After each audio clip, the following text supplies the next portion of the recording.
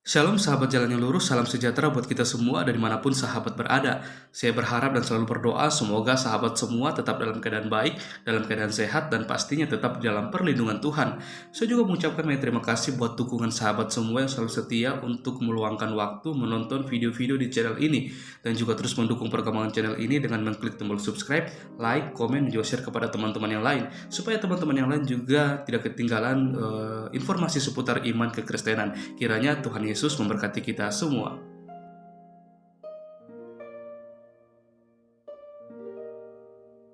Sahabat yang diberkati dan dikasihi oleh Tuhan kita Yesus Kristus, di kesempatan kali ini kembali lagi kita akan bersama-sama menyaksikan serta menyimak suatu diskusi dan debat yang sangat menarik untuk kita ikuti, di mana di dalam diskusi atau debat tersebut ada para apologet Kristen dan juga ada Ustadz Suma bersama dengan kawan-kawan. Kita akan melihat bagaimana para apologet Kristen ini dan juga ada pendeta di dalamnya. Mereka dengan sangat baik, dengan sangat tegas menjelaskan, memaparkan tentang siapa Tuhan Yesus itu sendiri, sehingga hal ini akan membuat Ustadz Suma sendiri akan membuka pikirannya. Akan tetapi ya walaupun demikian pastinya Ustadz Suma akan tetap berpegang teguh pada pendiriannya. Karena apa? Karena Ustadz Suma tidak menganggap Yesus Kristus sebagai Tuhan dan Juru Selamat, seperti itu. Dia hanya sebagai seorang utusan saja, seperti itu. Maka tanpa berlama-lama, mari langsung saja kita simak videonya. Dan saya mempersilahkan untuk kita semua bisa memberikan komentar yang baik, positif, saling membangun, bukan untuk saling menjatuhkan satu dengan yang lain. Kiranya Tuhan Yesus memberkati kita semua. Panjang kalau mau didebatkan ya. Saya mau nanya kabar Pak Pendeta aja dulu. Gimana kabarnya Pak Pendeta? Terima kasih Pak Bantri, baik, dalam keadaan sehat Ya. walafiat. Saya dulu tertarik dengan pernyataan Pak Pendeta ya beberapa bulan yang lalu yang mengatakan Islam itu luar biasa. Islam itu mampu menutupi aib saudaranya sendiri. Dan Pak Pendeta juga waktu itu menyampaikan sering mengikuti ceramahnya Ustadz siapa ya yang dari Makassar itu ya? Das Atlatif. Ya. Ya Ustadz Das Latif. Betul. Ini saya tertarik dan waktu itu juga berdoa lah buat Pak Pendeta yang mudah-mudahan hatinya terbuka, melunak gitu ya, menerima ajaran Islam. Terima itu aja kasih. Pak Pendeta. Terima kasih Ya. Pak Bang Tri atas doanya. Salam buat keluarga dan saya mau tanya Udin gimana kabarnya Pak Pendeta? Masih sehat hubungannya sama Udin ya? Tidak ada komunikasi sama sekali lagi. Saya nggak tahu kabar Udin. Udah nggak usah diurus. Ya. Padahal dulu dekat kali ya sama Saifuddin Ibrahim ya Pak Joshua ya. Konon kabarnya begitu dalam jejak sejarah juga nggak bisa. Lalu sekarang nggak ini lagi silaturahminya karena ya. Kayak Bang Tri dan Tante Uci lah. Ya. Nah, kalau Ana orangnya suka ketawa Pak Joshua, jadi nggak suka yang serius gitu. Iya, sama-sama. Silahkan Ustaz Wafi, mungkin ada pertanyaan. Iya. Terima kasih Bang Menteri, Mas Dedi dan Uni Rifa, dan Bapak yang saya hormati Bapak Pendeta Joshua Tewu. Terima kasih. Di sini ada sedikit kejanggalan Pak selama saya membaca Bible. Dulu saya setelah sholat baca Quran Pak, sekarang setelah sholat saya baca Bible Pak. Bagus dong. Iya. Setelah saya baca-baca, sejauh apa yang saya pahami Pak ya, Yesus itu sebuah nama bagi manusianya, gitu.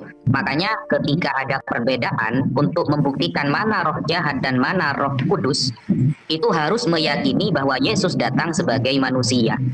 Berarti nama Yesus itu nama yang disematkan oleh manusianya. Pertanyaannya Pak, kenapa yang dituhankan ketika sudah kembali kepada Bapa itu kok tetap nama manusianya? Padahal kita tahu manusianya mati 3 hari, manusianya lemah, butuh kekuatan malaikat dan lain sebagainya. Bahkan di banyak ya episodenya itu ya, yang makan ikan goreng lah dan lain sebagainya. Kenapa yang dituhankan justru nama yang disematkan manusia itu tidak kembali kepada dulu bahwa orang-orang Yahudi dan murid-murid awal Yesus menyembah yang namanya Yehova. Seperti itu Pak pertanyaan saya. Baik. Monggo. Jadi pertama Pak, nama Yesus itu telah ditetapkan sebagai satu-satunya nama di kolong langit ini yang olehnya semua manusia diselamatkan kalau berseru kepada nama itu sebagai nama di atas segala nama. Nama yang diyakini dapat menyelamatkan. Artinya bukan nama itu saja, di balik nama itu ada karya indah, agung dan mulia dalam penebusan manusia berdosa. supaya bukan, saya tidak pernah gunakan penebus dosa manusia. Saya orang yang bertolak belakang dengan 99% narasi Kristen yang dibangun bahwa Yesus penebus dosa manusia. Saya mengatakan Yesus penebus manusia dosa. Bukan dosanya yang ditebus, tapi manusianya yang ditebus. Itu misi dibalik karya agung di Golgota. Nah, kenapa nama itu tetap dibawa sampai ke sorga? Karena nama itu telah dipatenkan, tidak ada nama lain. Nama yang dijanjikan kepada semua manusia, supaya barang siapa yang berseru kepada nama itu diselamatkan. Dari pertanyaannya, bagaimana dengan Yehova? Sebenarnya Yehova itu tidak asli Alkitab, termasuk Yahweh. Ya, apakah pakai H atau tanpa H? Yang ada di perjanjian lama, kalau orang-orang teolog mau jujur, itu yang ada hanya 4 huruf mati yang dikenal dengan istilah tetragrammaton, YHWH, tanpa pempanjangannya. Itu jadi semacam inisial dari sang pencipta. Jadi YHWH itu ya. Nah, itu sebabnya kalau Anda baca Alkitab, dikatakan bahwa itu bukan nama yang ditetapkan untuk menjadi nama yang menjadi pokok keselamatan, bukan. Karena ada nama yang akan diberikan. Nah, ketika dia turun dalam keadaannya sebagai manusia, dan dia memberi namanya sendiri dalam eksistensinya sebagai manusia penyelamat itu dengan nama Yesus, maka nama inilah yang menjadi nama paten dalam soal keselamatan, Pak. Itu. Kalau Anda periksa naskah perjanjian lama, naskah perjanjian baru, tidak ada nama lain selain nama Yesus.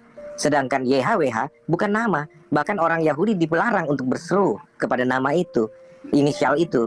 Kenapa? Karena orang tidak tahu bagaimana mengucapkannya sebenarnya. Nama itu tidak untuk diucapkan, tidak untuk diserukan. Makanya orang Israel asli, orang Ibrani, tidak berani memanggil dengan Yahweh, ya, tapi memanggilnya dengan Adonai. Adonai Elohenu, Adonai Echad. Seperti itu, bukan Yahweh. Belakangan itu muncul istilah itu untuk memudahkan penyebutan YHWH dalam berteologi. Tapi itu kemudian tidak disadari menjadi kerancuan bagi banyak orang. Nah, jadi seperti itu, Pak Ustadz. Kan gini, Pak ya. Ketika Bapak menjawab bahwa nama Yesus adalah nama yang telah dijanjikan sebagai penebus manusianya, sehingga nama itu menjadi abadi sampai dituhankan, padahal di konsep awal Yohanes 1 nomor 1 itu justru yang menjadi otoritas yang utama itu bukan logosnya, Pak, yang akan diberi nama Yesus, tapi Allahnya. Jadi kalau kita melihat konsep awal, pasal 1 apa yang Anda maksud? Coba dibacakan. Kan pada mulanya adalah firman. Firman bersama-sama Allah. Firman itu adalah Allah. Nah, yang menjadi otoritas di sini adalah Allah. Allah memiliki firman. Sehingga dalam Yohanes 1 nomor 14 dikatakan firman itu turun menjadi daging atau kita katakan manusia. Jadi yang menjadi otoritas dalam penyembahan itu adalah Allah. Kalau kita melihat dalam 13 prinsip keimanan orang Yahudi, dari dulu sampai zaman murid-murid Yesus, ada istilah dalam Selosa Asal Ikarim, ya. Selosa Asal Ikarim itu adalah 13 prinsip iman Yahudi. Yang nomor 3, di sana dikatakan bahwa yang namanya Tuhan tidak boleh berjasmani dan tidak boleh berkonsep jasmani. Yesus jelas-jelas berkonsep jasmani, dan Yesus jelas-jelas adalah jasmani. Yang awalnya firman lalu menjadi jasmani. Nah, kalau kita melihat konsep bahwa yang awal mula menjadi prioritas itu adalah Allah, kenapa ketika firman ini sudah turun dan kembali kepada Allah itu kok malah firmannya yang dituhankan? Bukan Allahnya yang memiliki firman itu. Karena kalau di Islam, Pak ya, kita sebagai orang Islam haram dan kafir hukumnya ketika menyembah firman. Kenapa seperti itu? Karena ketika kita sebagai orang Islam menyembah firman, itu tidak mewakili penyembahan yang lain. Allah itu memiliki beberapa sifat, yang maha berfirman, yang maha kekal, yang maha dahulu, tidak ada awalnya, dan maha-maha yang lain. Tapi kalau kita menyembah Allahnya, sama dengan kita menyembah seluruh sifat kesempurnaan yang melekat kepada dirinya. Nah, dengan logika tersebut, maka seharusnya umat Kristen itu menyembah, ini pemikiran saya Pak ya, sebagai orang Islam, nanti bisa dibantah, seharusnya adalah Allah yang memiliki firman tersebut, bukan malah firman yang keluar, meskipun ada konsep Trinitas nantinya, meskipun firman ini sudah keluar lalu kembali lagi kepada Bapa yang di sorga atau Allah dengan A huruf besar kata LAI, itu Allahnya, karena Allahnya pemilik firman dan dialah yang mengutus firman. Dan kalau kita lihat di Ibrani 3 Pak, orang yang mengutus dengan yang diutus itu jauh lebih tinggi derajatnya yang mengutus. Orang yang membuat rumah, sampai begini di Ibrani 3 itu Pak, orang yang membuat rumah lebih baik daripada rumah yang dibuatnya, sampai dilogikakan seperti itu. Yesus sebagai apostolos, utusan dari utusan dari Allah yang dia berupa firman, dia kembali lagi kepada Allah. Nah, ini akan rancu ketika yang disembah justru firmannya. Karena yang namanya Tuhan itu memiliki beberapa sifat kesempurnaan yang semuanya milik Allah itu. Oke. Gitu kira-kira Pak, lanjut. Ini yang saya bilang, kesalahpahaman global, termasuk kesalahpahaman Anda dalam menguraikan siapa Yesus. Karena begini Ustadz yang terhormat, bahwa itu yang Anda sebutkan, firman yang jadi daging, firman yang keluar dari, itu frame dari kaum Trinitarian dengan konsep Tritunggalnya yang tidak Alkitabiah. Karena kami yang percaya bahwa Tuhan itu Esa, Elohim itu Esa, dalam bahasa Arabnya Allah itu Esa, itu tidak seperti konsep teologis yang Anda uraikan berdasarkan frame teologi Trinitarian. Bukan Pak, tidak seperti itu. Menerangkan hal ini harus dibahas secara keseluruhan rencana penyelamatan manusia dan eksistensi dari sang penyelamat yang tidak lain dan tidak bukan adalah sang kehidupan itu, sumber keberadaan, sang pencipta seru sekalian alam gitu. Nah, dalam pemahaman Alkitabiahnya Pak Ustadz, firman yang jadi manusia itu berbicara skema yang tidak terputuskan dari janji sejak manusia pertama Adam dan Hawa jatuh dalam dosa. Allah telah menjanjikan juru selamat yang akan datang gitu loh. Yang Yesaya nubuatkan yang tidak lain dan tidak bukan adalah dia sendiri yang akan datang dalam rupa manusia. Manusia terurap yang disebut dengan Mesias di perjanjian lama, dan perjanjian baru adalah Kristus, istilah Kristus. Dua istilah berbeda dengan satu figur, satu misi yang sama. Ya, artinya penyelamat. Nah, kalau kita mau berbicara tentang bahwa firman itu jadi manusia, itu berbicara tentang Allah telah menjanjikan juru selamat untuk menyelamatkan setiap manusia keturunan Adam yang telah jatuh dalam dosa dan berujung pada maut. Karena upah dosa adalah maut, gitu loh. Nah, sehingga ketika firman itu jadi manusia, bukan berarti ada pribadi kedua turun, atau kemudian ada sublimasi yang keluar dari sang Bapa lalu menjadi manusia, terpisah dari sang Bapa dan sebagainya. Itu konsep teologi Tritunggal yang triteistik. Kalau saya mau katakan, kalau saudara-saudara saya orang Tritunggal tidak terima, saya katakan bahwa Tritunggal itu berbasis triteistik. Ya, mereka sebenarnya harus kembali kepada skenario yang dikatakan Tuhan telah menggenapi janjinya. Jadi firman yang telah menjadi manusia itu artinya apa? Janji tentang penyelamatan lewat seorang juru selamat, yaitu dia yang diurapi, yaitu dia sendiri yang datang dalam keadaannya sebagai manusia, itu telah tergenapi di dalam diri sang Mesias yang diberi nama Yesus. Jadi tidak ada bicara ada pribadi lain yang kemudian dituhankan, tidak. Dia dari sononya memang Tuhan. Dia Tuhan yang menyatakan dirinya dalam rupa manusia. Gitu Pak Ustadz. Oke, lanjut Bang Suma. Oke, saya mau sapa dulu. Assalamualaikum warahmatullahi wabarakatuh, Bang Suma. Waalaikumsalam warahmatullahi wabarakatuh. Ya. Saya mau beli obat dulu. Ya. Oke, Semangat malam silakan. Pak Pendeta Joshua Tewu. Selamat malam Pak Cuma. Akhirnya kita jumpa di sini Pak. Iya, mestinya di Waduh. Makassar. Mestinya di Makassar kita makan coto sama-sama. Itu misalnya aku bilang. Iya, mungkin karena saya datang sekali kita nanya faktor sibuk itu. Iya. Oke, apa kota Bos? Iya. Tambah ini Pak Pendeta ya, inilah bagusnya kalau orang yang berilmu yang kemudian tampil di permukaan memberikan pencerahan kepada anak bangsa gitu ya, supaya kita semua itu bisa berdialog dengan baik, mendudukkan perkara kebenaran dua agama ini. Amin. Untuk menghindarkan adanya hujat menghujat antar anak bangsa kan gitu. Yes, oke. Ya. Jadi begini Pak Pendeta, terkait dengan Islam Kristen kan gitu ya. Kalau di Islam yang kami pahami, kami mengenal sosok Nabi yang bernama Nabi Isa alaihissalam, yang mungkin Pak Pendeta tidak imani, melainkan mengimani Yesus. Di dalam Al-Quran gini Pak Pendeta diterangkan bahwasanya wa inna la ilmu lis-sa'ah wala tamtarunna biha wattabi'un hada siratul mustaqim. Al-Quran kemudian mensuplai pengetahuan kepada kami umat Islam bahwa sesungguhnya manusia bernama Isa itu benar-benar menjadi pertanda tentang hari kiamat, Karena itu janganlah ragu-ragu tentang kiamat itu dan ikutilah aku. Inilah jalan yang lurus. Nah, yang kami pahami secara garis besar, Nabi Isa alaihissalam datang kepada Bani Israel, kemudian Nabi Isa alaihissalam itu ditolak, lalu kemudian ingin dibunuh, lalu Allah menyelamatkan beliau, diangkat ke langit. Nah, kondisi ini kemudian, ini pandangan saya sebagai seorang muslim, kondisi ini kemudian dimanfaatkan oleh ahli kitab orang Farisi untuk menjajakan sebuah konsep kepada Romawi dan Yunani, di mana konsep itu Nabi yang tadi melakukan mukjizat ini kemudian diajarkan sebagai dewa yang datang dalam rupa manusia. Nah, yang ingin saya sampaikan di depan Pak Pendeta ini, tolong disikapi, diluruskan ketika pemahaman saya ini keliru. Baik, Pak. Saya ingin mengatakan bahwa antara Yesus, Isa, itu tidak ada hubungannya dengan Kristen sama sekali dalam hal pengajaran. Kenapa saya mengatakan demikian? Sebab di dalam kitab yang Pak Pendeta pegang, Matius 24 nomor 27 misalnya, sebab sama seperti kilat memancar dari sebelah timur dan melontarkan cahayanya sampai ke barat, demikian pula kelak kedatangan anak manusia. Yang saya pahami, anak manusia di sini adalah Yesus yang datang untuk yang kedua kalinya.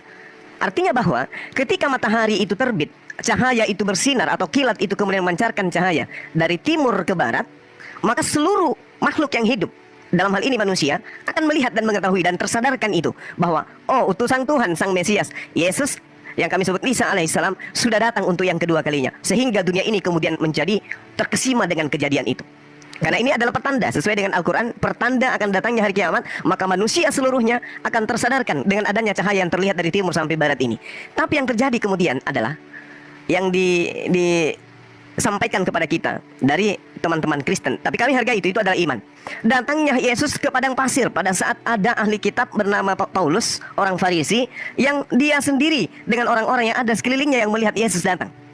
Padahal kedatangan yang kedua itu belum, nanti setelah cahaya itu bersinar dari timur ke barat, yang kedua kali menurut Al-Quranul Karim. Tapi ternyata ketika Yesus mengatakan berpesan, jangan kau mendengarkan, jangan kau mendekati, jangan kau percaya ketika ada orang yang berkata ada Mesias di sini, ada Mesias di sana, jangan kau percaya, kata Yesus. Tapi ternyata penilaian saya, pengakuan Paulus mengaku bertemu Yesus, siapakah engkau Tuhan, akulah Yesus yang kau aniaya, itu di luar konsep yang diajarkan oleh sosok Nabi yang datang kepada Bani Israel. Ajaran yang ditambah-tambahkan menurut saya sehingga melahirkan konsep Kristen. Ini pandangan saya, Pak Pendeta. Karena Anda orang berilmu, tentu memahami hal yang saya sampaikan. Saya mohon untuk dicerahkan, khususnya kepada saya yang mungkin salah dalam menilai itu. Silakan. Baik, saudaraku Pak Suma, saya sangat menghargai, sangat menghormati pemahaman akidah Islam yang Anda sebutkan tentang Isa Al-Masih yang berlandaskan Al-Quranul Karim. Saya tidak membantahnya. Artinya itulah kepercayaan Islam berdasarkan kitab suci Al-Quran. Nah, hanya jikalau Anda kemudian memparalelkan antara Al-Quran dan Alkitab seolah-olah itu satu warna, disinilah persoalan tafsirnya, bahwa apa yang Anda katakan atau dengan penuh rasa hormat, apa yang Anda kutipkan berdasarkan ajaran Al-Quran itu tidak diajarkan oleh Alkitab. Iman Kristen berdiri di atas bukan mitos para Yahudi, ahli Taurat dan orang Farisi, bukan.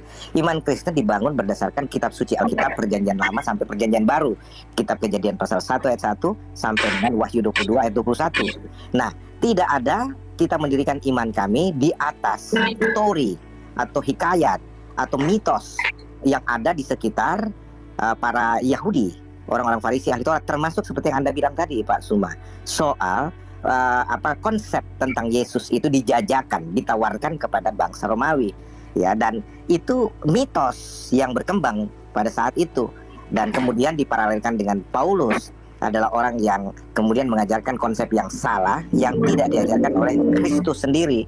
Nah, itu sebabnya saya katakan bahwa kalau kita berbicara mengkombinasi atau memixkan, mencampur adukkan antara pemahaman Al-Quran dan Alkitab, kita akan dikaburkan dengan hal itu. Dominasi Islam dalam soal pemahaman Isa Al-Masih yang menganggap bahwa Isa Al-Masih itu adalah Yesus dan memaksa Alkitab atau orang Kristen harus mengaminkan apa yang diajarkan Al-Quran, disinilah letaknya kekeliruan itu, saudaraku. Nah, tapi saya sendiri sangat menghormati. Kalau begitu kepercayaan Islam, ya nggak ada masalah, silahkan. Disinilah yang bahasa Indonesia dari apa yang terkenal dengan ayat kum dinukum, apa ya, agamamu adalah agamamu, agamaku adalah agamaku. Begitu saya batang, sederhana saja. Iya, baik. Sebelum kita lanjut, saya ingin tahu dari Pak Pendeta, apa nggak keberatan kita dialog kayak begini, Pak? Enggak, saya enggak keberatan sama sekali.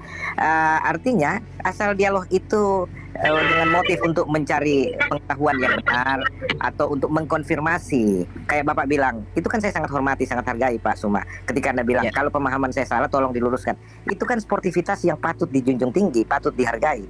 Makanya ketika Anda berbicara seperti ini, saya sangat menghormati, saya sangat memberikan apresiasi dan semua teman-teman yang lain. Saya justru kadang-kala bicara begini, maaf ya, tidak meremehkan saudara-saudari saya seiman.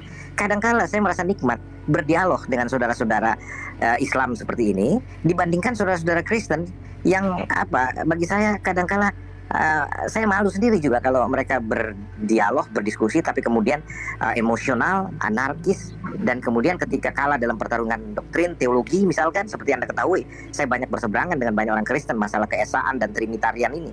Ya, kemudian mereka tidak mampu mengalahkan saya secara argumentatif teologis, mereka menyerang pribadi, personal, membangun gosip, fitnah dan lain sebagainya, pembunuhan karakter. Itu yang saya katakan amat sangat disesalkan. Sedangkan orang-orang Islam seperti Pak Suma dan yang lain-lain, ketika saya alami berdialog seperti ini, Uni Rifa, bahkan 7 orang teman saudara-saudara saya Muslim datang, kami bisa bersilaturahmi, kami bisa bersantap malam bersama dengan riang. Bukan berarti kita tidak mendiskusikan agama, iman, perbedaan, bahkan saling ajak mengajak. Misalkan Uni Rifa suka bercanda, ini kesempatannya kayaknya Pak Yosua ucapkan 2 kalimat syahadat. Lalu saya bilang, oke, kita gantian, kamu terima Yesus, saya bimbing ya, dan tidak ada masalah, kita saling mengakrabkan diri tanpa perlu emosional, marah, anarkisme atau maki-maki dan sebagainya. Makanya saya katakan, Pak, saya betul-betul menikmati diskusi-diskusi seperti ini, Pak Suma. Silakan Pak Suma. Baik Pak, makasih, alhamdulillah. Jadi sekedar diketahui oleh umat Islam dan juga teman-teman Kristen yang sempat melihat live kita ini, saya dengan Pak Pendeta dalam hal ini murni ya berdialog. Saya sengaja membawa Al-Quranul Karim supaya saya tidak melepaskan pandangan saya terhadap Kristen berdasarkan kitab suci yang saya imani gitu. Nah, kembali Pak, di dalam Al-Quranul Karim, ini kan Al-Quran ibaratnya kalau kita menganalogikan Indonesia, maka Al-Quran ini adalah reformasi dalam pandangan saya sebagai orang yang sedikit belajar gitu. Kemudian Kristen itu adalah Orde Baru dan Yahudi itu adalah Orde Lama kan gitu. Artinya kapasitas dari pandangan cakrawala keislaman saya itu bisa merujuk kepada 2 pandangan sudut pandang golongan tadi. Nah, Al-Quran kemudian menceritakan seperti ini. A'udzubillahi minasyaitonirrajim. Bismillahirrahmanirrahim. Walamma ja'ahum kitabun min indillah musaddiqan lima ma'akum wa kanu min qablu yastaftihun 'alal ladzina kafaru falamma ja'ahum ma arafu kafaru bi. Lalu kemudian fala'natullah 'alal kafirin. Dan setelah datang kepada mereka Al-Quran dari Allah yang membenarkan apa yang ada pada mereka. Jadi Al-Quran membenarkan tentang adanya sebuah pemahaman atau wahyu yang diterima oleh kaum terdahulu. Padahal sebelumnya mereka biasa memohon kedatangan Nabi untuk mendapatkan kemenangan atas orang-orang kufur. Maka setelah datang kepada mereka apa yang telah mereka ketahui, mereka lalu mengingkarinya. Maka laknat Allah atas orang-orang yang ingkar terhadap itu. Nah, poin daripada ayat surah Al-Baqarah 89 ini kemudian saya temukan di ayat 42. Wala talbisul haqqa bil batil wa taktumul haqqa wa antum ta'lamun. Dan janganlah kamu campur adukkan yang hak dengan yang batil, dan jangan kamu menyembunyikan yang hak itu sedang kamu mengetahui. Apa poinnya kemudian? Ayat ini menerangkan tentang kondisi umat terdahulu yang kemudian mencampur adukkan yang hak dan yang batil. Sehingga narasi yang saya bangun di awal tadi, ketika kemudian saya mengatakan tentang Matius 24 nomor 27, bagaimana kondisinya ketika Nabi Isa alaihissalam itu datang untuk yang kedua kalinya. Ternyata beliau datang, yang lain di manusia di belahan dunia manapun itu kemudian menyadari kedatangannya. Jadi tidak ada yang kemudian terlena dengan itu. Sebab sama seperti kilat memancar dari sebelah timur dan melontarkan cahayanya sampai ke barat, demikian pula lah kelak kedatangan anak manusia. Nah, terkait dengan pernyataan Pak Pendeta, di awal saya mendengarkan tadi tentang Tuhan datang dalam rupa manusia.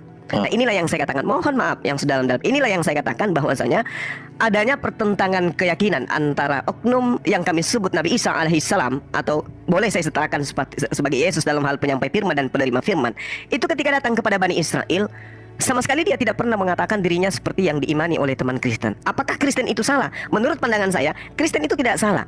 Tapi dalam hal ini, konsep ini dihasilkan dari paradigma yang kemudian dijajakan kepada orang Romawi dan Yunani pada saat itu, dan hari ini teman-teman Kristen adalah korban. Itu pandangan saya. Sekali lagi saya mohon maaf. Saya tahu ini salah menurut pandangan Pak Pendeta. Ini salah pasti. Tapi izinkan saya untuk mengurai bahwasanya Kekristenan ini yang kemudian disebut di Antioquia pertama kali adalah sebuah karya yang dibangun oleh ahli kitab, orang-orang Farisi, kemudian yang menyeberangi lautan dan menjelajahi daratan untuk mentobatkan orang-orang non-Yahudi masuk ke dalam agama yang kemudian dibuat oleh ahli kitab. Sebagaimana yang diterangkan dalam Matius 23 nomor 15 itu. Karena Yesus acap kali begini, Pak. Saya belajar gitu loh. Belajar bertahun saya mencari di mana titik celah membebaskan teman-teman Kristen dari apa yang kemudian Yesus sangkakan kepada ahli kitab. Saya mencari di mana saya bisa meloloskan ini dalam perspektif pandangan saya sendiri, bukan golongan ataupun kelompok.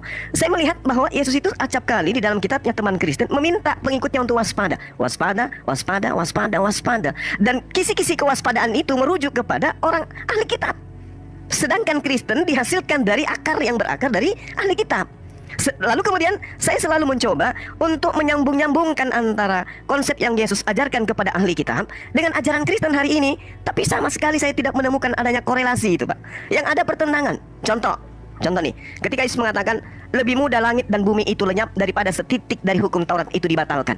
Kristen kemudian dengan kasihnya, dengan agamanya yang baik, itu lahir dari sebuah pemahaman bahwasanya dengan matinya Yesus di atas tiang salib, maka dia telah membatalkan hukum Taurat bersama dengan segala ketetapan yang ada di dalamnya. Akal saya nggak bisa terima itu, Pak. Ya. Ketika Yesus mengatakan tidak setitik pun dihilangkan sebelum bumi dan langit ini lenyap, kemudian muncul agama yang mengatakan semuanya itu lenyap hanya dengan propaganda tentara-tentara Romawi. Ya, silakan. Sorry, silakan. Saya nggak lupa poin-poinnya, Pak Suma. Jadi begini, Ustadz.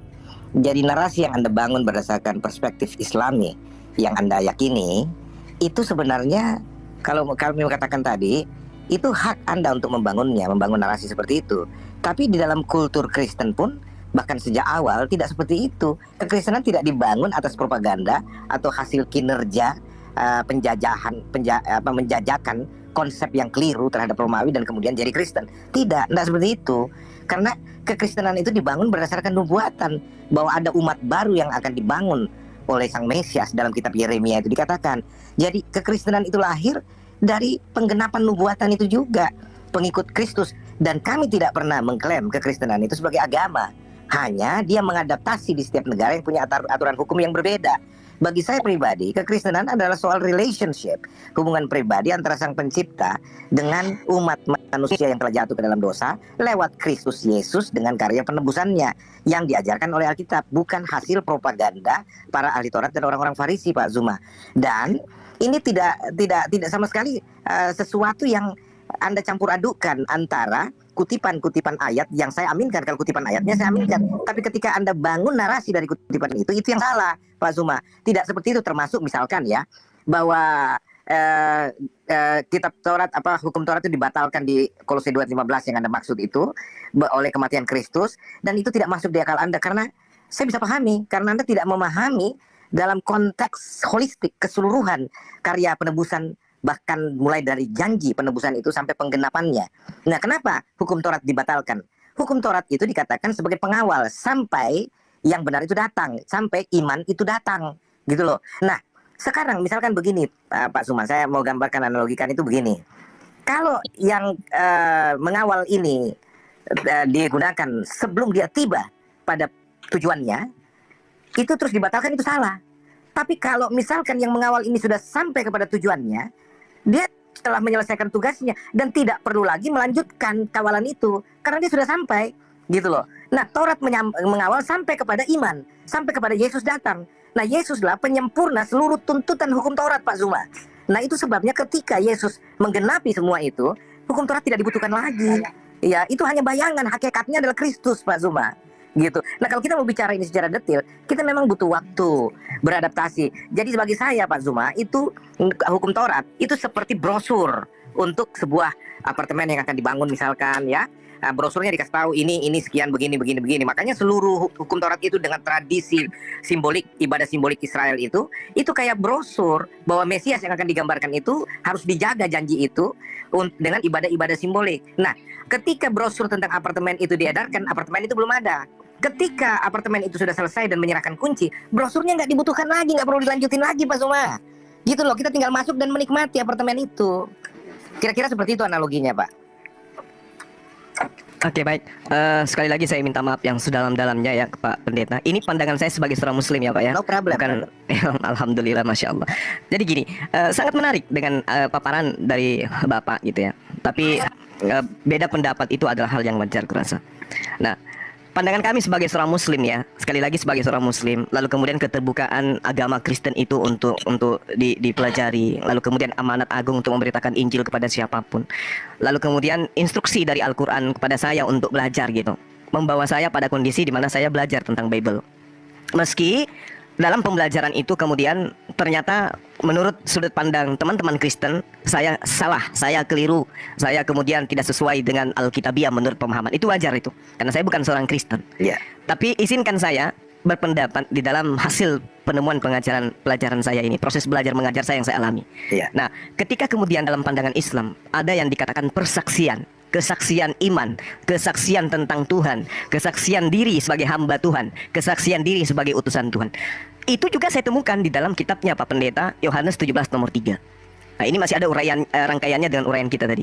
Inilah hidup yang kekal itu, yaitu bahwa mereka mengenal Engkau satu-satunya Allah yang benar, dan mengenal Yesus Kristus yang Engkau utus. Ini adalah cerminan Taurat, kesempurnaan Taurat. Ada yang mengutus, ada yang diutus. Nah, lalu kemudian kalau saya mendefinisikan ini, memaknai ini dengan narasi keislaman saya, di situ sangat jelas dikatakan tidak ada Tuhan selain daripada Allah, Yesus utusan Allah. Kalau kemudian saya mempersaksikan syahadat lainnya, la ilaha illallah Isa Rasulullah. Pandangan saya sebagai manusia biasa nih yang memiliki akal, ketika saya bertanya pada diri saya, apakah makna dari ayat ini di situ adalah 3 menjadi 1, atau 1 menjadi 3, atau 1 kemudian tetap 1 tetapi pada prinsipnya dia menjadi 3.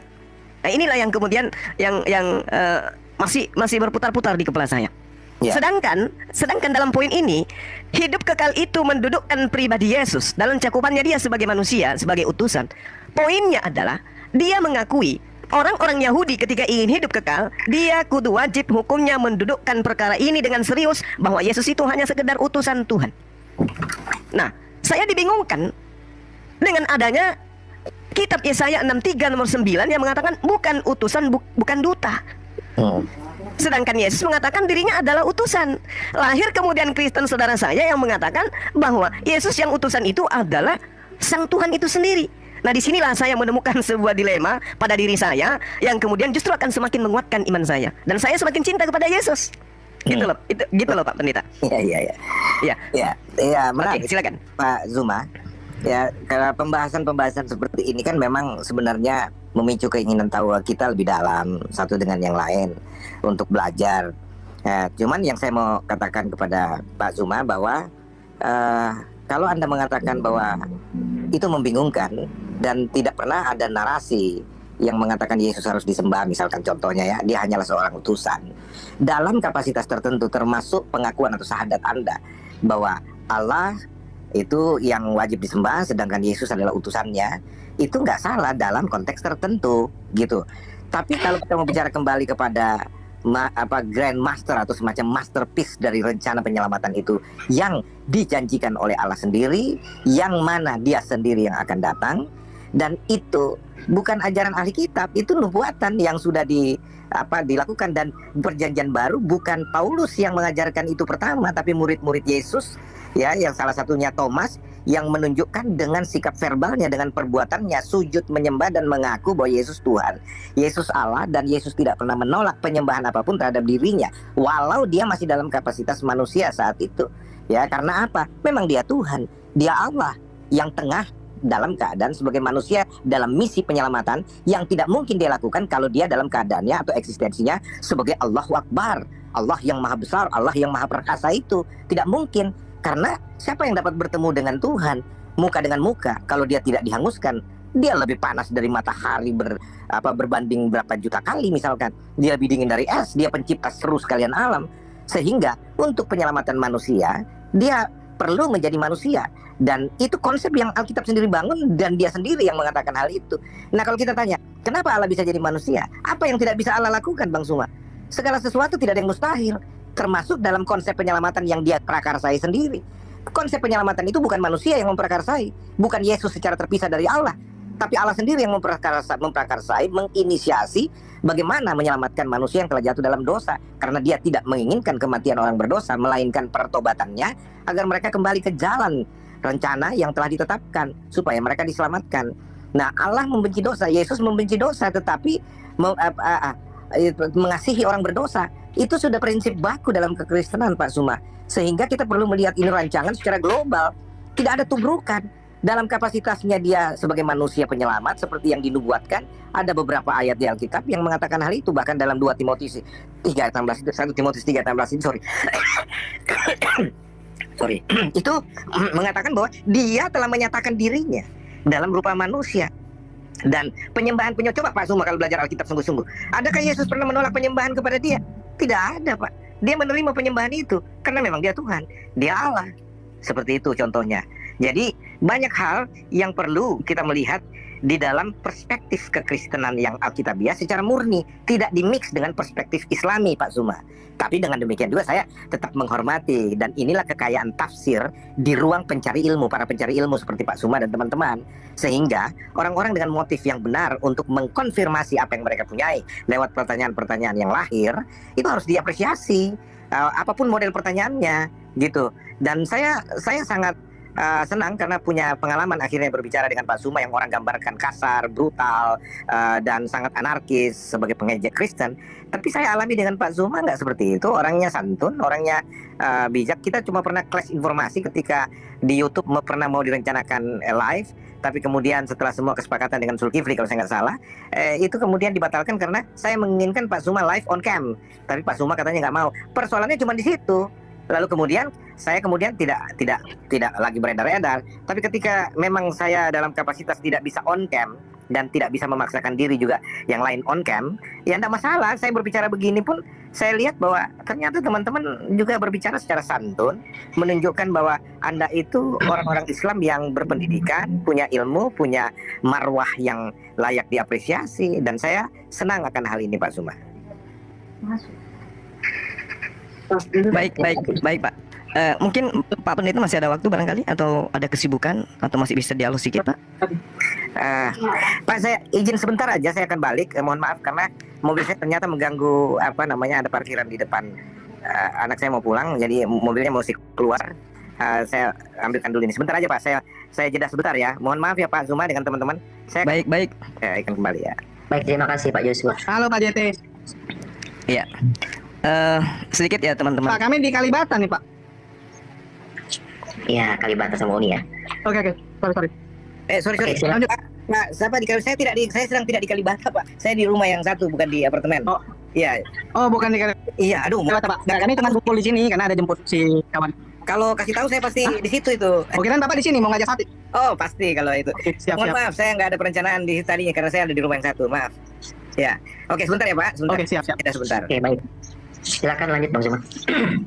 Iya, saya tertarik dengan yang disampaikan oleh saudara kita tadi ya, Pendeta Joshua Tewu. Beliau juga banyak memberikan pandangan-pandangan tentang apa yang saya narasikan tadi, dan ya itu dia, karena saya seorang Muslim, logika saya upayakan untuk nyampe kepada apa yang dijelaskan. Namun ya seperti itu, mungkin karena memang saya Muslim sampai narasi yang dibangun itu belum sampai kepada poin sebagaimana yang saya inginkan, dalam arti kata bahwa saya pingin gitu loh, bahwa Yesus itu betul-betul adalah Tuhan yang kemudian memberikan sebuah janji kepada teman-teman Kristen, dan saya salah ketika saya mengatakan bahwasanya Kristen ini adalah sebuah agama yang dibentuk tanpa sepengetahuan Yesus itu sendiri. Nah, mungkin nanti kalau misalnya Pak Pendeta yang kita hormati ini masih mau hadir, karena beliau saya yakin beliau nggak nyangka kalau akan berdialog dengan kita sampai sejauh ini. Bang Suma. Iya. Tapi ada isinya loh yang disampaikan oleh Pak Joshua Tewu tadi itu. Ya gimana? Satu yang saya tangkap tadi yang berisi ya, bahwa PL atau Perjanjian Lama itu, Torah itu adalah brosur. Ini yang paling saya ingat dari apa yang dia sampaikan tadi. Nah, kalau saya ditanya tentang itu, atau saya diminta untuk menanggapi hal itu, inilah beratnya, sehingga saya itu katakan saya makin cinta kepada Yesus. Kenapa? Ajarannya semakin kita telaah lebih jauh berdasarkan Bible, itu semakin bersentuhan dengan Al-Quran. Dan teman-teman Kristen ketika dia membangun sebuah narasi, melahirkan sebuah pemahaman yang saya pahami, bahwasanya semakin membuat jurang pemisah antara Kristen dengan Yesus itu sendiri. Contoh misalnya, ketika dikatakan Taurat itu adalah brosur, kita melihat saya nih di dalam 1 Raja-Raja 2 nomor 3 misalnya, lakukanlah kewajibanmu dengan setia kepada Tuhan. Ini perintah. Hukumnya dalam Islam itu wajib. Segala sesuatu yang hukumnya wajib ketika ditinggalkan dosa. Perintahnya, lakukanlah kewajibanmu dengan setia terhadap Tuhan, dengan hidup menurut jalan yang ditunjukkannya, dengan tetap mengikuti segala ketetapan, perintah, peraturan, ketentuannya seperti yang tertulis di dalam hukum Musa. Tapi saudara kita tadi mengatakan hukum Musa itu yang ada di hukum Taurat itu hanya brosur. Sementara Tuhan memerintahkan wajib hukumnya. Nah sekarang yang mana yang harus kita ikuti dan kita percayai? Perintah Tuhannya atau apa yang dikatakan oleh brosurnya, yang dikatakan brosur. Sedangkan kalau kita berbicara, itu tadi yang berbicara adalah kitab di luar daripada yang dituliskan oleh Nabi Musa dalam pandangan teman Kristen. Lalu bagaimana yang dituliskan Musa misalnya di dalam Ulangan 11 nomor 1? Haruslah engkau mengasihi Tuhan. Wajib. Ini lagi-lagi pandangan Islam. Kita kan bukan, mereka sahabat kita ini kan bukan Islam. Jadi cara pandang kita menyikapi sebuah perintah dengan mereka mungkin berbeda. Kalau umat Islam menyikapi ini, harus engkau mengasihi Tuhan, maka kedudukannya wajib. Dengan cara apa? Nah itu, dengan cara apa kita mengasihi? Ternyata data itu menerangkan dengan cara melakukan dengan setia kewajibanmu terhadap Dia, dengan senantiasa berpegang pada ketetapannya, peraturannya dan perintahnya. Nah, di mana termaktub itu? Di hukum Taurat. Tapi ternyata hukum Taurat itu hanya brosur. Nah iya, makanya kalau ada kawan-kawan yang mengatakan tadi tidak ada poin yang bisa diambil dari apa yang disampaikan oleh Pak Pendeta Joshua Teu itu, saya tegaskan lagi, ada poinnya tadi ya, bahwa PL itu adalah brosur. Nah, mungkin tahun 2024 nanti jadi spanduk. Ya, terus gini, teman-teman. Gambarnya kan? Adinda tolong sedikit dari saya gitu ya. Nah, untuk menyelisih apa yang kemudian diterangkan di dalam 1 Raja-Raja 2 nomor 3, Ulangan 11 nomor 1, atau kita tambah 1 poin Yosua 1 nomor 7, bagaimana kemudian perintahnya kepada Bani Israel agar jangan menyimpang ke kiri dan ke kanan, melainkan tetap teguh terhadap pengajaran Musa. Itu kemudian kita melihat bagaimana dia mengambil contoh Thomas di dalam Yohanes 20 nomor 28. Di situ memang dikatakan bahwasanya afekrite Thomas kai eipen otomatis. Ho kurios. Nah ini yang harus tapi saya rasa pendeta ini paham sampai ke sana. Thomas mengatakan kurios. Artinya kalau dia mengatakan kurios dan juga mengatakan theos, sama sekali itu tidak merujuk kepada Yesus. Kenapa saya mengatakan di sini? Karena jelas sekali pada data Yohanes 20 nomor 28 ini, kata kurios dan juga kata theos ini itu menggunakan bentuk nominatif. Artinya, saya sebagai orang Makassar nih, ya, paham betul bahwa untuk subjek yang dibicarakan tidak ada di tempat. Berarti Thomas tidak sedang berbicara dengan oknum yang ada di depannya sebagai ungkapan bahasa tadi. Kurios, hoteos. Tapi merujuk kepada oknum yang ada di luar sana. Makanya Yesus nggak menampik, Yesus tidak menolak, Yesus tidak mengatakan, oh aku bukan theos, oh aku bukan kurios. Yesus tidak menampik itu. Kenapa? Karena Yesus paham sekali kata kurios dan theos itu bukan untuk dirinya, tetapi untuk sang Dia yang telah mengutus dirinya.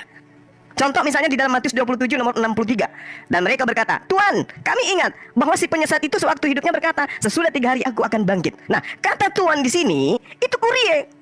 Artinya itu subjeknya jelas merujuk kepada Yesus, bukan kepada esensi di luar Yesus yang mengatakan kurios tadi. Ini kurie artinya merujuk kepada dirinya. Maka akan berubah kemudian dari nominatif ke vokatif. Dan saya rasa seorang pendeta terpelajar seperti Pak Pendeta Joshua itu pasti ngerti. Bukan kurios, tapi kurie yang harus ditujukan kepada Yesus ketika Thomas mengatakan, oh Yesus itulah Tuhannya, Yesus itulah Allahnya, Yesus itulah pencipta langit dan buminya. Tapi faktanya tidak. Dia mengatakan kurios, bukan kurie. Dia mengatakan theos, bukan kepada theon dan seterusnya. Ini artinya bahwa Yohanes 20 nomor 28, Yesusnya ada di depan Thomas. Sementara kenapa Thomas tidak mengatakan kurie, malah mengatakan kurios? Artinya Thomas menisbahkan kata kurios itu merujuk kepada esensi yang ada di langit, bukan yang ada di depannya. Andai saja kata Tuhan dan kata Allah itu ditujukan kepada Yesus, maka jelas sekali Thomas akan mengatakan kurie, bukan kurios. Sorry, ini adalah... saya udah masuk ya. Oke, thank you. Silakan Pak Pendeta. Pertama soal hukum Taurat, bahwa kalau Anda membuat semacam penghakiman bahwa saya salah dan tanda kutip bahasa saya sadis mengatakan hukum Taurat sebagai brosur, itu sah-sah saja persepsi Anda, tetapi itu sangat menyesatkan publik, Pak Suma, bahwa Anda tidak bisa memaksakan perspektif Islami untuk diterima dalam perspektif Kristen yang mengatakan bahwa hukum Taurat punya masa berlaku sampai pada Kristus datang. Setelah itu bukan lagi hukum Taurat pemberlakuannya, tapi hukum kasih. Dan perintah itu harus dilakukan sampai yang dinubuatkan dalam hukum Taurat itu tiba, yaitu Yesus. Dan sejak itu tidak lagi menggunakan prinsip perjanjian lama. Anda mengatakan Al-Quran adalah semacam buah reformasi. Artinya Al-Quran yang harus dirujuk. Nah sekarang kalau saya bicara bahwa perjanjian baru, ajaran Yesus itu merupakan ukuran, bukan lagi perjanjian lama, kok Anda tidak bisa terima? Itu pemaksaan seperti ini yang saya katakan menyesatkan publik, Pak Suma, dengan penuh hormat ya. Termasuk ketika Anda mengatakan soal narasi yang Anda bangun tentang penyembahan Thomas, dan Anda mau mengatakan bahwa konsep pemahaman kami salah, Alkitab yang dihasilkan dalam terjemahan bahasa Indonesia oleh para pakar di Lembaga Alkitab Indonesia itu bukan pakar ecek-ecek, Pak Suma. Tapi itu orang-orang yang sudah teruji kepakarannya di seluruh dunia yang berkumpul dalam keahlian masing-masing, ahli sejarah, ahli arkeologi, ahli bahasa, dan sebagainya. Bukan sempalan, Pak. Dan Anda tidak bisa mengukur bahwa apa yang dihasilkan dalam Alkitab perjanjian Alkitab dalam bahasa Indonesia, teks bahasa Indonesia, itu salah dan harus kembali ke bahasa aslinya. Anda tidak punya hak itu, Anda tidak punya dasar kepakaran seperti itu, Pak Suma. Sehingga Anda tidak berhak mengukur apalagi menghakimi pemahaman Alkitabiah yang lahir dari teks Alkitab yang sudah diadaptasi di dalam konteks bahasa Indonesia sebagai bahasa untuk menuntun orang Indonesia mengenal Yesus Kristus sebagai Tuhan dan Juru Selamat mereka, agar orang-orang Indonesia termasuk Anda bisa percaya Yesus sebagai Tuhan. Ketika Anda bertobat dan percaya Yesus, itu diselamatkan. Itu maksudnya, Pak Suma. Baik.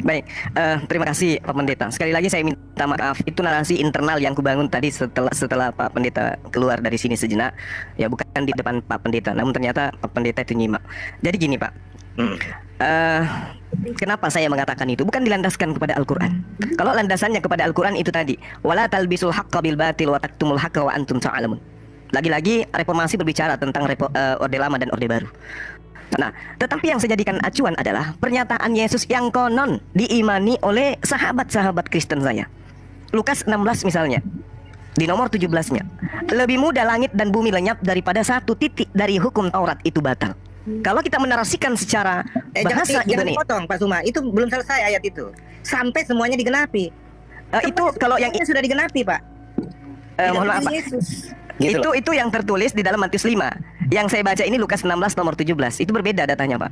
Kalau di Matius 16 nomor 17 itu hanya sampai kepada kata eimi, atau kata yang kemudian disebut de, atau disebut dengan kata dalam bahasa Yunani itu pipto. Coba Pipto itu sebutkan batal. Sebutkan dalam bahasa Indonesia. Bapak baca bahasa Indonesia supaya semua orang juga dengar. Iya, lebih mudah langit dan bumi lenyap daripada setitik dari hukum Taurat itu batal. Berakhir pada kata pipto dalam bahasa Yunani. Jadi tidak ada kelanjutannya di ayat 17 nomor Lukas 16 itu, Pak. Yang Anda maksud itu adalah Matius 5. Satu-satu, Ya. Pak, supaya saya jelaskan langsung. Lukas 16 Oke. Nomor 17. ayat 17, oke. Baik. Saya lihat dulu, oke. Lebih mudah langit dan bumi lenyap daripada satu titik dari hukum Taurat batal.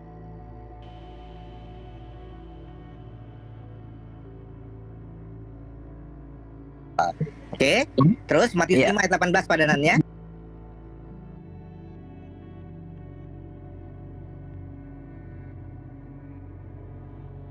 Bukan yang kurangnya, itu dalam hukum pemahaman Alkitabiah. Nah, Anda mengambil ayat yang satu, tapi tidak tidak mau mengangkat kelengkapan dari referensi ayat itu. Nah, semuanya sudah digenapi, Pak Zuma, gitu, di dalam diri Yesus. Jadi apa yang perlu lagi?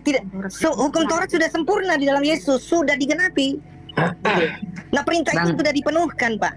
Bang Zuma, langsung tanyain datanya aja, Bang. Pak Joshua. Datanya itu, Bang.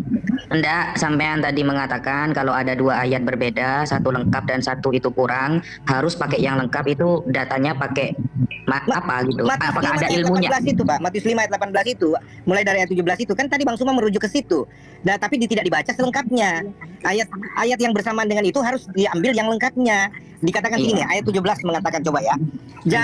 Saya tanya ilmunya, Pak, bukan ayatnya. Kalau ayatnya kita mungkin lebih hafal gitu. Saya tanya ilmu untuk membandingkan ketika ada dua ayat, satunya lengkap, satunya kurang, harus dipilih yang lengkap. Itu validasi dari siapa gitu?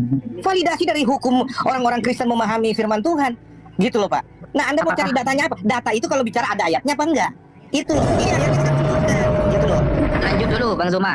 Setelah Kalau ini Anda ambil ayat yang hanya sebagiannya, padahal ada ayat lain yang menerangkan itu, Ya, ada apa-apa, padanannya, siap, Pak. itu tidak lengkap, Pak. Itu tidak fair. Oke. namanya. Lanjut dulu Bang Zuma. Setelah ini saya Tapi itu minta kita waktu. kok bisa nggak lengkap gitu? Aneh juga gitu. Kok waktu kanonisasi Bukan begitu kok, Julius. Bukan tidak lengkap. kenapa nggak disingkirkan saja? Kan ada kesempatan saat kanonisasi untuk menyaring mana yang masuk. Oh, tidak begitu cara berpikirnya. Karena apa? Injil Matius ditulis oleh orang berbeda, Injil Lukas ditulis orang berbeda dengan persepsi perspektif yang berbeda, tetapi muatannya, kontennya sama. Itu melengkapi, itu namanya menyempurnakan. Yang Tapi satu saat kanonisasi menerangkan yang kan- lain. Setuju. Tapi waktu kanonisasi kan ada kesempatan Pak untuk menyaring Pak. Anda nggak Kanonisasi ngerti. itu kan tujuannya adalah menyaring mana yang masuk dan tidak masuk. Kalau dirasa ini tidak apa lengkap, yang ya tinggalin. dimaksudkan dengan kanonisasi. Pengkanonisasi Jadi gini. bukan berbicara tentang apa persyaratan mutlak membuang hukum, membuang teologi dan sebagainya. Enggak. Ya, jadi gini teman-teman Muslim, sedikit Pak Pendeta. Ya, Jadi kita mengambil pandangan kita terhadap apa yang ada di dalam Al-Quran. Allah kemudian menarasikan bagaimana Allah menciptakan manusia. Di ayat yang satu mengatakan dari tanah, di ayat satu mengatakan dari air. Kita anggaplah seperti itu fenomena yang terjadi pada malam hari ini. Jadi kita nggak boleh mengatakan kenapa nggak dihilangkan aja, karena itu nggak lengkap. Mungkin tadi narasinya oleh Pak Pendeta itu ketika saya membacakan Lukas 16 nomor 17, Pak Pendeta dia memikirkan Matius 5 nomor 18 sehingga ada sesuatu yang kemudian dikatakan tidak lengkap gitu. Itu maksudnya. Ada miskomunikasi Ya. sedikit Bang. Oke, namun gini Pak, ketika Bapak mengatakan di dalam Matius 5 nomor 18 harus kemudian semuanya terjadi, ya terjadi di sini artinya genomai. Genomai ini artinya semuanya pas. Itu bukan berarti yang dimaksud adalah ketika Yesus itu mati di salib Pak, tapi harus kembali kepada anak kalimat dan induk kalimatnya. Apa itu? Bumi, langit. Sama dengan lenyap. Ketika bumi dan langit itu lenyap, barulah kemudian hukum Taurat itu bisa dihilangkan. Apa korelasinya? Coba kita lihat yang saya bacakan tadi Lukas 16 Enggak nomor begitu, 17. Pak Suma, enggak begitu. Itu Anda salah paham terhadap ayat itu. Oke, saya salah paham. Karena Oke, begini, silakan. Pak Suma, saya terangkan ya, bahwa yang dimaksud itu adalah konten dari nubuatan itu. Isi Taurat itu menuntut penebusan manusia. Langit dan bumi itu instrumen untuk mengikuti seluruh rencana Tuhan bagi penebusan manusia berdosa lewat Kristus Yesus. Jadi bukan penggal-penggalan, kalimat-kalimat lalu kemudian hubungkan dengan alam dan sebagainya. Bukan begitu. Semua berbicara tentang satu konsentrasi rencana Tuhan bagi penyelamatan manusia, di mana semua instrumen dunia ini harus mengikuti itu. Itu loh. Dan itu sudah digenapi oleh Yesus secara sempurna. Oke, baik. Sedikit lagi dari saya, Pak Pendeta. Silakan. Saya sangat menghargai ya. Saya nambahi Bang ya, setelah ini Bang. Ya, saya sangat menghargai itu. Lagi-lagi saya mengatakan saya berdiri di sini hanya sebagai seorang Muslim, bukan sebagai seorang Kristiani yang kemudian menyelisih pendetanya, bukan. Jadi ketika ada pandangan yang berbeda itu wajar. Jangan menjadikan kemudian seperti saya dengan teman-teman Kristen lainnya itu nyahut-nyahutan oleh karena adanya tendensi saling ingin mengunggulkan argumentasi. Oh, tidak. Karena Bapak adalah seorang pendeta yang saya hormati. Gini Pak, ketika Bapak mengatakan hal yang Bapak ucapkan terakhir tadi, Yesus itu menggenapi dan menggenapi, sehingga dunia harus tahu seperti apa kemudian ini. Tapi yang saya temukan sebagai seorang Muslim di dalam belajar Bible, Yesus datang, dia menjajakan keselamatan itu hanya dengan mentaati perintah Tuhan. Bahkan Pak, yang saya temukan di dalam Matius 8 nomor 4, Yesus itu justru memerintahkan orang melakukan persembahan seperti persembahan Nabi Musa. Dan tidak pernah kemudian dia mengatakan persembahan seperti yang diimani teman Kristen. Malah nih, terakhir dari saya, malah nih Pak, ketika kita melihat pernyataan iblis di dalam Matius 4, ketika dikatakan ada tertulis Tuhan akan mengirim malaikat untuk menantang engkau ketika engkau itu adalah anak Theos. Ya, ada tertulis bahwa dia akan menantang engkau di tangannya agar kakimu tidak terantuk kepada batu. Saya sebagai orang yang belajar, saya selidiki kitab Bapak dan memang ada tertulis. Tertulisnya di Mazmur 91 bahwa mengirim menantang anak Tuhan di tangannya supaya kaki anak Tuhan ini tidak terantuk kepada batu. Betul iblis ini. Tapi ketika kemudian saya melihat di dalam Lukas 24 nomor 44 sampai nomor 46, ketika Yesus mengatakan ada tertulis di Mazmur,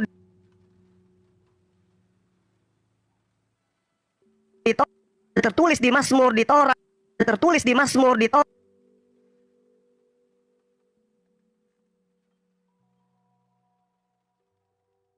lalu kemudian dikatakan dalam kitab para nabi bahwa dia akan bangkit, dia akan mati dan bangkit pada hari ketiga di antara orang-orang mati. Saya cari bolak-balik Pak dari Kejadian sampai Wahyu, saya tidak menemukan itu tertulis. Artinya gini, iblis itu lebih akurat pemberitaannya daripada apa yang dikatakan oleh Yesus. Atau Lukas dalam memberi catatan ini tidak menemukan data itu di dalam kitabnya orang Yahudi, sehingga ada ketimpangan yang terjadi. Nah inilah makanya saya katakan ketika Bapak mengatakan kesempurnaan itu adalah ketika Yesus itu sudah disalibkan di atas tiang salib.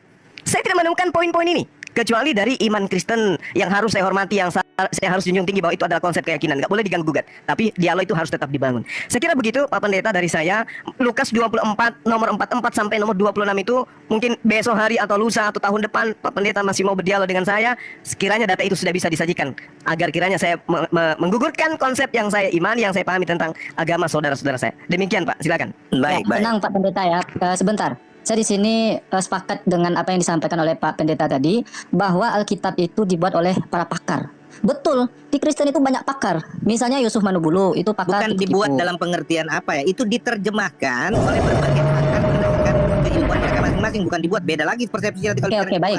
Maka karena terlalu banyak pakar di dalam Kristen, makanya kitab-kitab Anda itu Pak banyak kontradiksi. Salah, Anda Ya, salah. ada kontradiksi yang Itu sederhana, premis yang berpikir biasa, ada Anda pula yang salah, serius. Pak. Premis berpikir Nah, Anda contoh salah. misalnya seperti ini ya. Tidak Maaf Pak usah Pendeta. dilanjutkan karena sudah salah cara berpikir Anda. Bukan para pakar yang buat Alkitab, itu yang buat Alkitab Tuhan, bukan pakar. Nah, ini saya narasinya berdasarkan narasi Anda tadi Loh, Pak. kok jadi Tidak Tuhan yang buat salah. Pak? Tapi kan saya sudah itu jelaskan kenapa Anda kan bertahan dengan apa yang Anda nomisasi, salah Pak. pahami. Enggak, ini bukan narasi saya baru. jelaskan bahwa tidak begitu maksud saya. Anda tidak lagi boleh berpijak pada apa yang Anda salah tafsir. Itu tidak Oke, fair. terserahlah siapa. Enggak pakar ya. Berarti ditarik ya narasi pakar tadi itu Tidak, ya. saya tidak tarik penterjemahannya.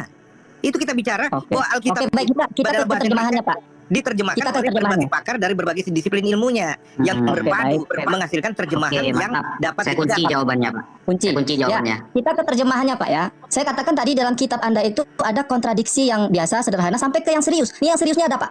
Yang seriusnya misal Anda lihat di Ezra 2.5 dengan Nehemia 7.10. Dalam Ezra itu jumlah anak Arah itu tertulis berapa? 775 orang. Tetapi dalam Nehemia berapa? Dituliskan oleh penerjemah 652 orang. Ini kalau Anda tanya sebentar lompat sini, lompat sana, lari sini. Bukan, ini berdasarkan narasi Anda Pak. Ini tidak berbicara tentang dialog yang sehat. Kalau kita berbicara satu topik, kita selesaikan dulu. Baru kita lanjut ke topik yang berikutnya. Misalkan kayak Bang Suma, saya belum selesai menjawab, Anda sudah potong. Jadi seolah-olah apa yang dinarasikan Bang Suma itu benar semua. Enggak seperti itu, Enggak, Pak. saya membenarkan malah perkataan Anda. Bukan Bahwa gitu. penerjemah kitab Anda itu Saya berdasarkan harus para juga- pakar gitu.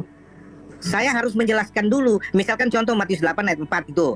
Lalu Yesus berkata kepadanya, "Ingatlah, jangan engkau memberitahukan hal ini kepada siapapun, tetapi pergilah perlihatkan dirimu kepada imam dan persembahkanlah persembahan yang diberitakan Musa sebagai bukti bagi mereka." Ini Bang Zuma tarik secara linear apa yang harus diselesaikan dalam konteks hukum Taurat, lalu kemudian memaksakan orang-orang Kristen melakukan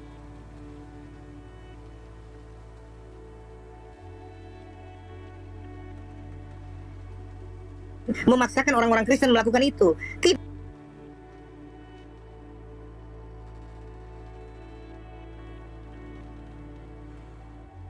Itu tidak begitu cara berpikir.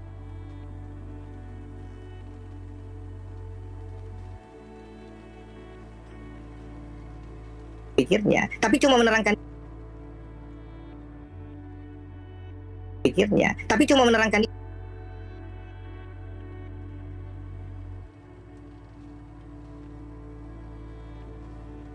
ini saya perlu menggali semua buktinya, menyodorkan kepada Anda, dan tidak cukup dengan dialog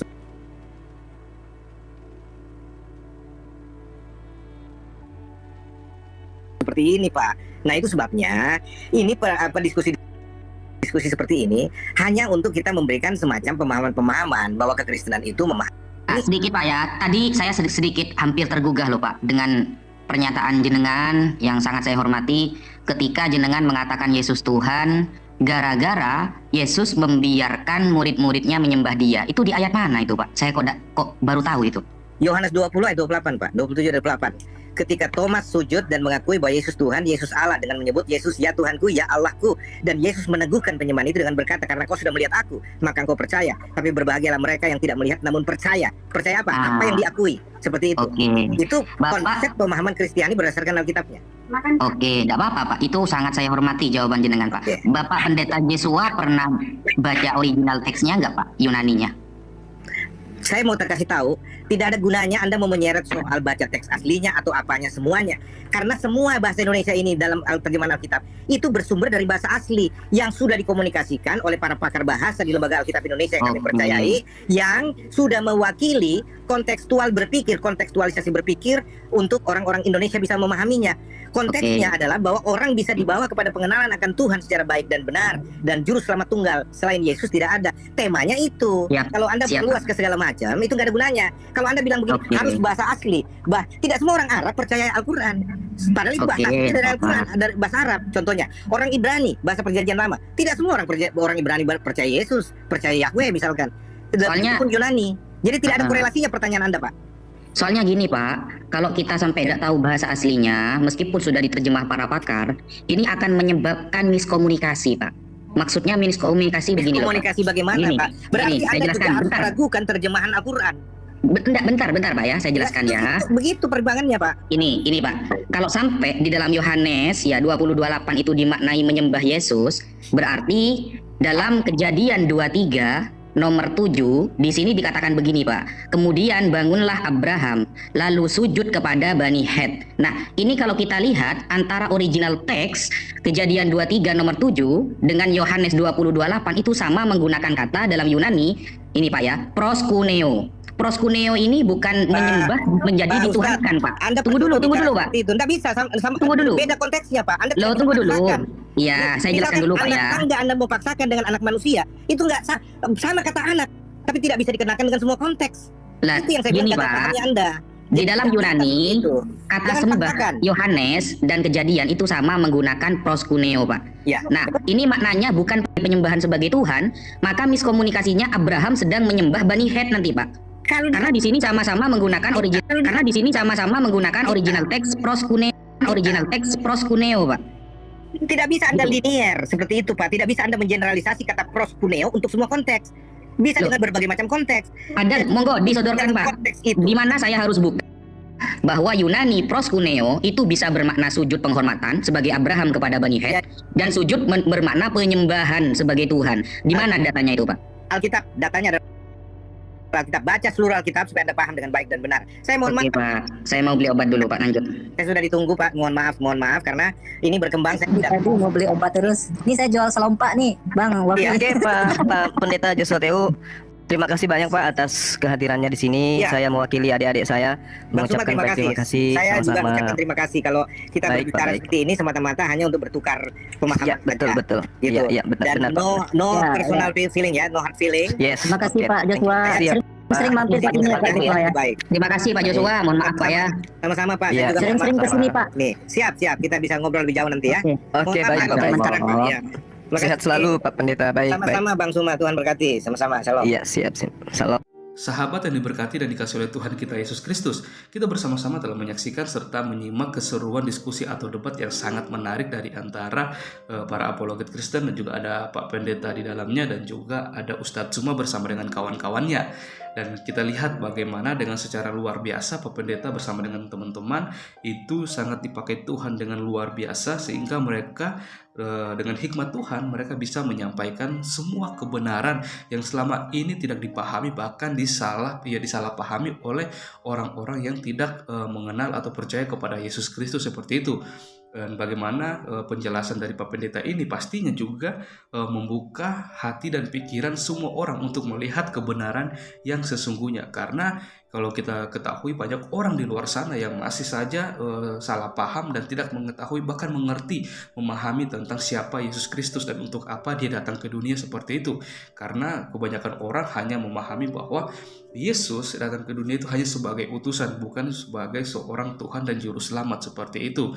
Dan hal inilah yang dijelaskan Pak Pendeta bagaimana bahwa Yesus dia 100% manusia tetapi dia juga 100% Allah seperti itu. Karena Allah sungguh sangat baik merancangkan segala sesuatunya, karena Allah tahu bahwa manusia tidak sanggup untuk menyelamatkan dirinya sendiri. Maka dari itu Allah berinisiatif mengutus utusannya yaitu Yesus Kristus untuk datang ke dunia, mengambil rupa seorang manusia untuk menyelamatkan kita manusia yang berdosa ini. Karena kalau kita melihat ini merupakan karya yang sangat luar biasa, di mana banyak yang kalau kita perhatikan di luar sana banyak orang yang ingin manusia yang ingin menjadi Tuhan, akan tetapi cuma satu Tuhan yang mau menjadi manusia. Dan hal inilah yang menjadi suatu hal yang luar biasa dan spesial bagi kita umat yang percaya kepada Yesus Kristus, di mana Allah sendiri yang turun ke dunia mencari kita semua umat yang terhilang, sehingga kita yang percaya kepadanya memperoleh keselamatan dan kehidupan yang kekal, hidup bersama-sama dengan Dia di surga. Dan hal inilah yang terus disalahpahami, bahkan juga mungkin karena Ustadz Suma dan kawan-kawan sudah terdoktrin dengan hal-hal dari mungkin dari berbagai macam pengajaran dan juga Injil-Injil yang di luar keempat Injil yang ada dalam Alkitab, sehingga mereka meyakini bahwa bukan Yesuslah yang disalibkan, Yesus hanya sebagai utusan, Dia bukan Tuhan dan Juru Selamat, seperti itu. Sehingga Ustadz Suma sendiri, kalau kita melihat, memperhatikan, ketika pemaparan yang sangat baik dan jelas itu disampaikan oleh Pak Pendeta, hal ini ya membuat Ustadz Suma sendiri merasa kepanasan dan seperti tidak menerima dari pernyataan dari Pak Pendeta sendiri, karena Pak Pendeta sudah menjelaskan dengan sangat baik bersama teman-teman yang lain bahwa mereka tidak mempermasalahkan jika mereka membahas tentang Isa dalam konsep yang ada dituliskan di dalam Al-Quran. Tapi kalau mereka mengkaitkan Isa yang ada di Alkitab, pastinya akan jauh berbeda, karena tidak akan pernah ketemu kesamaannya seperti itu. Untuk dari itu, mari kita terus berdoa supaya semakin banyak orang di luar sana mengerti dan memahami siapa Yesus Kristus sendiri dan untuk apa Dia datang ke dunia. Dan kita berdoa untuk para apologet Kristen dan juga para hamba-hamba Tuhan, biarlah mereka terus dipakai Tuhan untuk memberitakan kabar sukacita, kebenaran, kabar keselamatan kepada semua orang tanpa terkecuali. Kiranya video ini boleh memberkati kita semua. Sampai berjumpa, bertemu di video saya yang selanjutnya. Tuhan Yesus memberkati kita semua.